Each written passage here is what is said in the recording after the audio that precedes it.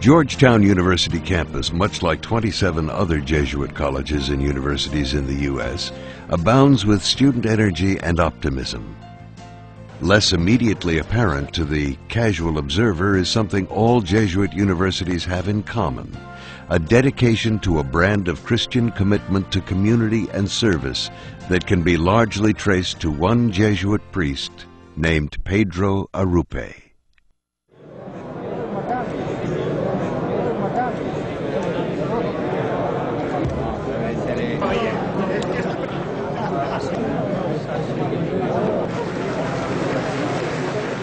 September 13th, 1983. Father Pedro Arrupe makes his last formal appearance as head of the largest and one of the most prominent religious organizations in the Catholic Church.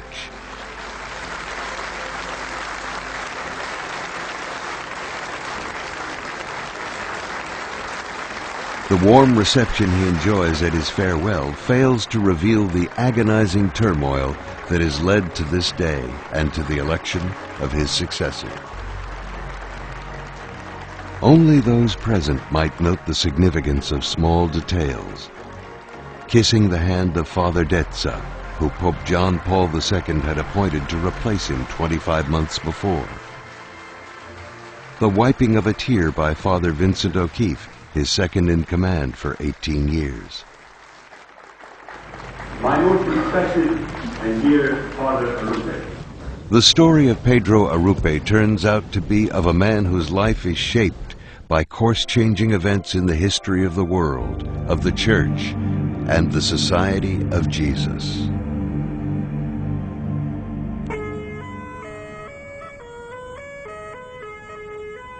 He was born in the same fiercely independent Basque country of northern Spain that had produced Ignatius Loyola and Francis Xavier more than 4 centuries earlier. Pedro is the youngest of 5 children. His mother dies when he is 10, his father 8 years later. At the early age of 15, he leaves home to enter medical school at the University of Madrid. In his first year, he wins the top prize in anatomy, the first of many awards. He is on his way to finishing medical school in the top tier of his class when he accepts an invitation to visit the Marian Shrine of Lourdes as a member of a commission responsible for attesting or not attesting to the validity of miraculous claims. For me, Lourdes is a city of miracles. I stayed there for some 3 months. I was thus the witness of 3 miraculous cures from the very moment they took place, in the midst of the faithful who were praying to the Virgin Mary, and then on through the medical verification that was carried out by doctors who were atheists. This impressed me very much, because I had often heard my professors in Madrid, who also were atheists, speak of the superstitions of Lourdes. There was born my vocation.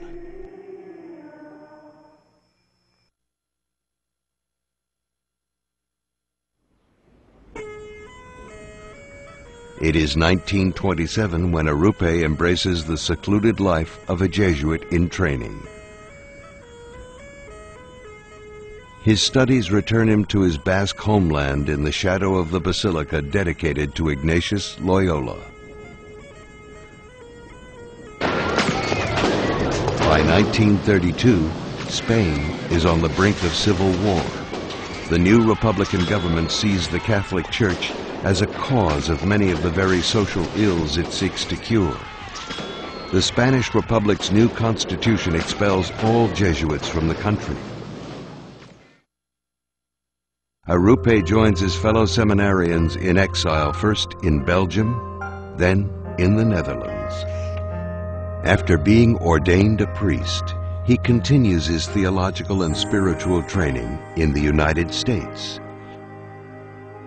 It is now 1938, at the brink of World War II, when he is unexpectedly assigned to become a missionary in Japan. Already multilingual, Arrupe dives into his study of Japanese and a lifelong mission of intercultural understanding. I must say that at the time, I did not focus on the transcendent aspect of the missionary experience, but rather on certain negative personal aspects, the discovery of a reality different from what I expected, and above all, the feeling of loneliness. And I experienced an even greater loneliness when I went to Ubi, 21 hours by train from Tokyo, for my first mission assignment, although I spoke Japanese only very poorly. Another important personal event was my imprisonment for 1 month in Yamaguchi. Japan was at war and I was suspected of espionage. I spent days and nights in the December cold, entirely alone.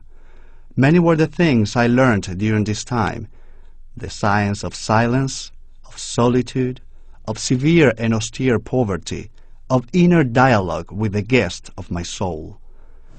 When later he was made the director of novices, these were all Japanese with some Koreans.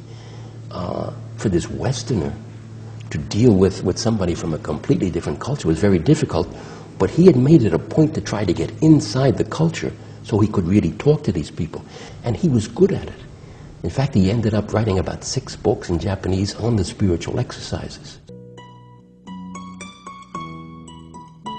August 6th, 1945, begins as an unremarkable morning for Arrupe and his young Jesuit students on the outskirts of Hiroshima.